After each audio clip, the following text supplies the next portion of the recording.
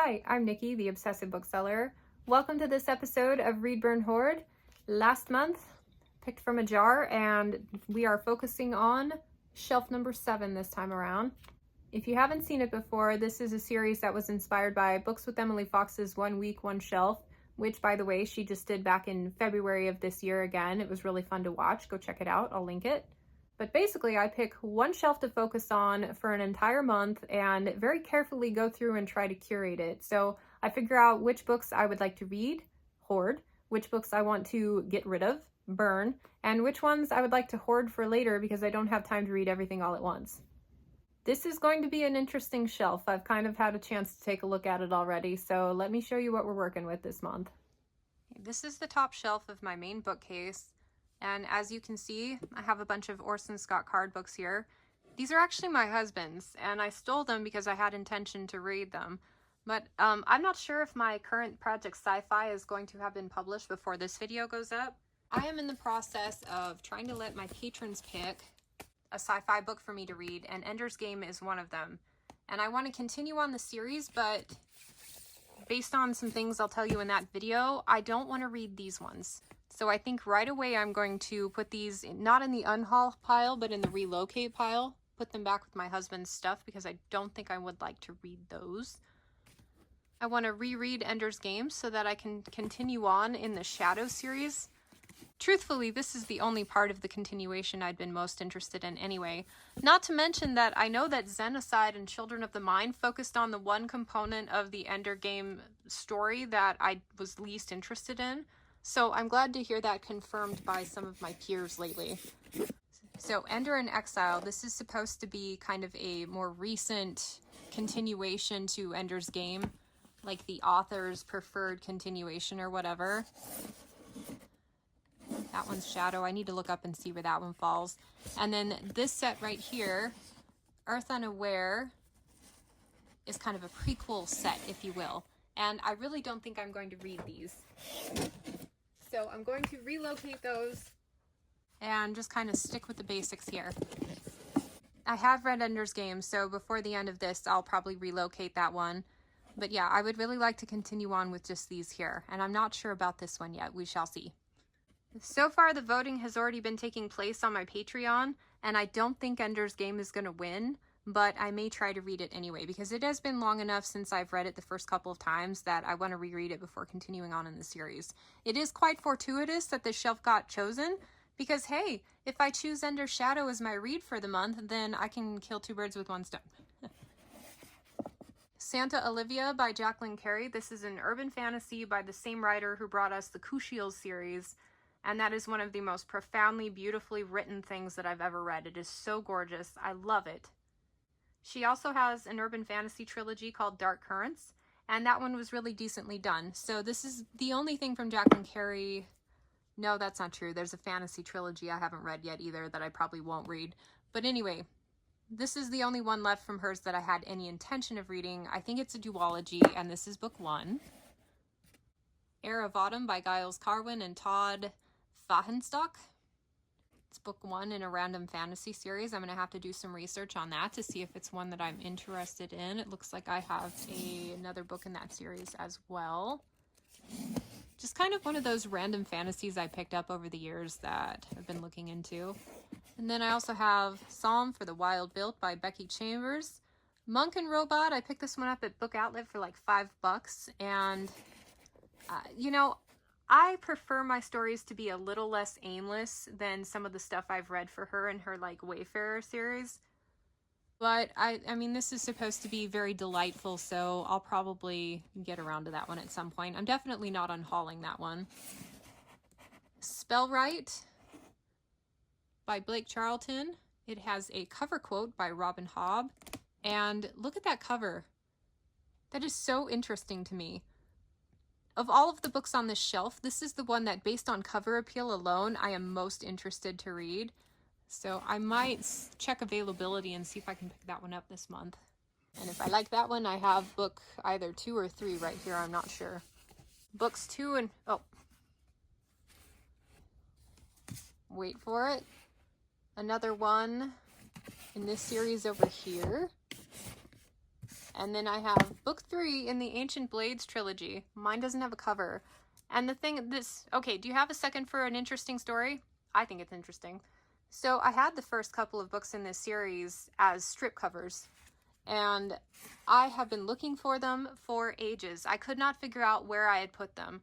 And then one day I'm going through my old Nook, which I very rarely use my Nook anymore. I'm more on Kindle because it has more features that I like, including the X-ray feature. Highly recommend that if you're reading Malazan. Anyway, so I was on my Nook and I noticed a digital copy of this first book, and I was like, oh my gosh, did I get rid of my physical copy in favor of a digital one? Yeah, I think I did. Back when ebooks first came along, I was so excited. I'm like, I'm just going to buy everything I own in physical copy and put it on digital. And I did. And now I regret it because I would rather have the physical copy in front of my face. Anyway, short story long, this is book 3. Because I don't have book 1, I'm probably going to unhaul this physical copy and just stick to digital on that. But because it's on the shelf, it means I could consider reading book 1 for the project, which I might. Okay, C.J. Cherryh. Let's talk about C.J. Cherryh for a minute. I have been collecting these works for a couple of years now.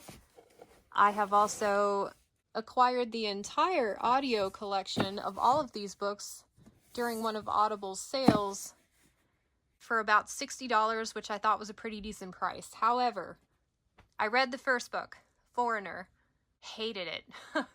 I mean, it wasn't totally awful, but man, first of all, it started like 3 times. There was like a prologue, and then there was like this beginning thing, and then it switched gears again, and then I'm like, finally, what am I reading? Like, what is the point of this story? And then you finally get acclimated with this main character. I mean, you can see his face right here, and his alien companion or whatever.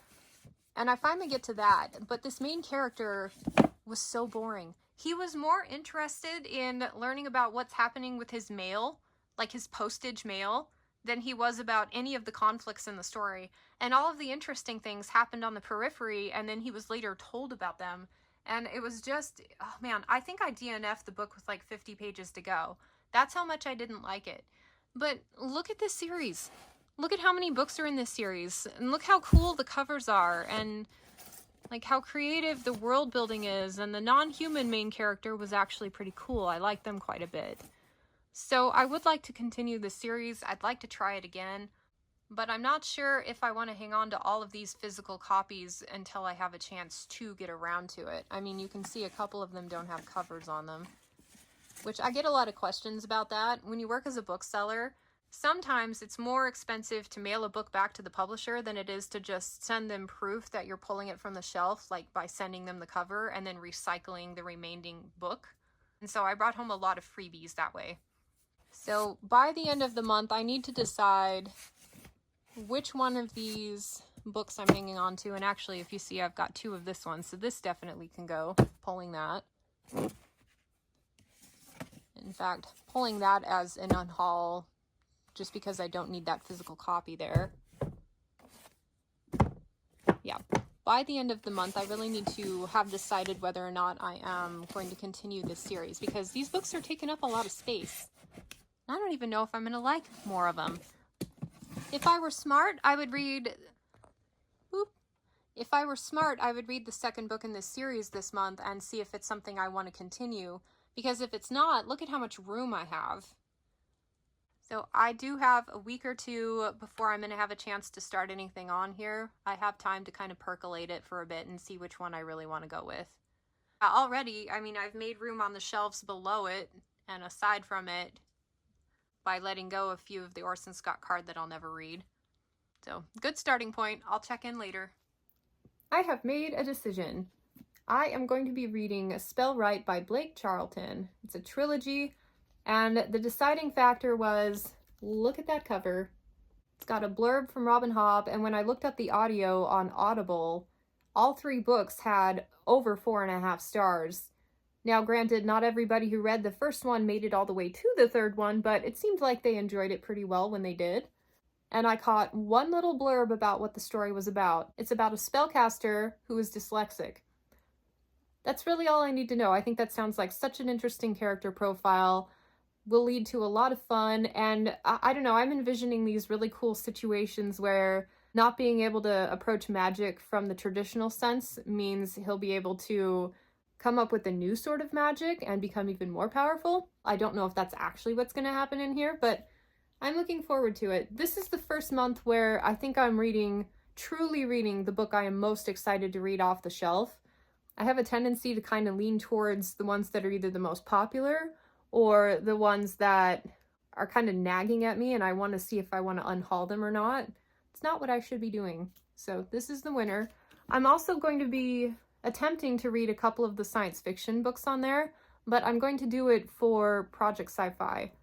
So you might see those titles again in a different feature. So, I have no real rhyme or reason for how I select books to read for Project Sci-Fi. This time around, I did let my patrons pick one out of a lineup, but yeah, I may as well pick the ones that are on the shelf that I'm currently focusing on for the month and kill two birds with one stone. It'll work out. Anyway, I'm very excited to dive into this, and I hope it's good. The covers are so cool. I hope it's good. Keep your fingers crossed for me. This book is awesome. I am so excited that I am loving it so much that I'm kind of sneaking up on reading it. Like, I'm only allowing myself to do a chapter here and there because I'm like, if I keep reading, maybe it won't be as good as I think it is. But so far, I'm about 6 or 7 chapters in, and this is everything I want in a fun fantasy novel. The cover is selling how fun this story is so far. It takes place in an academic setting, this really cool, I wouldn't call it a castle, but it's this giant structure on the side of a mountain. This student rather, is kind of involved in a prophecy, but it's not of the annoying type. I can't really tell you what the difference is between a non-annoying prophecy and an annoying one. I can only tell you what it feels like. And this one so far is working. But he's a dyslexic character, and this is a world where the written word kind of comes alive in these spells, and so his touch damages these physically manifested sentences and causes a lot of havoc. And I just think the idea of it is really cool, and the execution is a lot of fun so far. I love anything with an academic setting, and I'm hoping we're going to get a lot of like magic learning sequences and him trying to figure out how to cast spells given his limitations. And there's these animated gargoyles that are kind of like helpers, but they're manifestations of these spells and pretty sophisticated magic going on. It's just really cool. And right now we're getting a couple of like politicking and dynamics between some of the professors at this school, one of his mentors. Everything about it is working for me, and so I'm almost scared to keep reading because I'm like, don't get your hopes up. Like, this may not be the hidden gem that you were searching for on your shelves, but if it is, like, savor every moment. So I'm reading very slowly, but I'm very much enjoying with it, and I can't wait to report more as I get further. Read Burn Hoard is my favorite ongoing feature, and it's getting a little bit away from me in terms of like planning out my time to tackle each shelf. And so I thought perhaps it might benefit me to pick my shelves a little bit sooner so that I have more time to plan and really percolate on each shelf. Because right now I am down to the last minute on some of these, trying to get the content ready to go live when they're supposed to go live. I'm doing good this month, but I feel like it would benefit everything about the project to maybe read the books a little bit sooner than I have been. Usually I do it about 2 weeks before the video goes live. I'd like a little bit more of a buffer in case things go wrong. To that end, even though by the time of filming this I'm not actually finished with shelf 7 yet, I'd like to see what's next in the lineup. Ergo, I'm doing the picking part a little early. I may go back to how I was doing it before, but right now this is what we're working with. Shelf 6! I swear I'm not curating what order I'm going in. This has just been completely random. I've done shelf 2, 3, 5, and 7, and now I'm doing 6, which I mentioned last time is completely in line with my A to Z challenge because I'm curating everything that I'm going to eventually get to for that one. So yeah, this is awesome. And I happen to know what's on this shelf already, and there are a lot of titles that I've been hanging on to, saving for like a rainy day for a long time. So yeah, looking forward to that. I finally finished Spellwright, and not a moment too soon. This video is supposed to go live in 2 days. But I finished the book, and I'm coming in at a 4 out of 5 stars for it.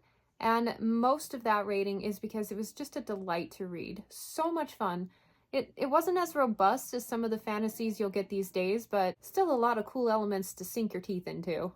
My favorite thing about it remains the atmosphere. I love the world that he created, and the spell work was really cool. I couldn't even really describe it to you perfectly, but it has to do with language having a physical manifestation.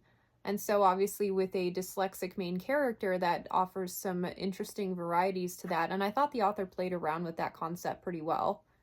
There was a whole lot happening in this book in a very short time frame, and part of me thinks, would it realistically all be happening all at once, where we've had like 20 or 30 years of silence and then suddenly all the shit hits the fan? Probably not. But it was written well enough and the story was engaging enough that I was willing to overlook some of the implausibilities to the story. So overall, I'd highly recommend this one, and I am delighted to have found one that I'm actually loving and keeping from this project. Love that one. I'm already planning on diving into the second one. It's a trilogy. I don't have the second book. I'm doing an audio for that one, and then I've got the third book. So hopefully I'll be able to wrap up this trilogy within the next couple of months. Wild success there. Let's do our final tally for this shelf. So I'm keeping the Shadow series, and basically everything else that we talked about. I didn't end up doing research on these because I just know that I want to keep them and give them a shot, regardless of what other people have to say about it. And then up here, these are the burn candidates, technically, even though I'm relocating a lot of them to my husband's collection. And then I've got two little paperbacks here that are leaving. At first glance, the shelf doesn't look like we're doing too much with it because there's not a lot of empty space. But not having these stacked vertically is really good progress. And everything on here I am more or less excited to read, so woohoo!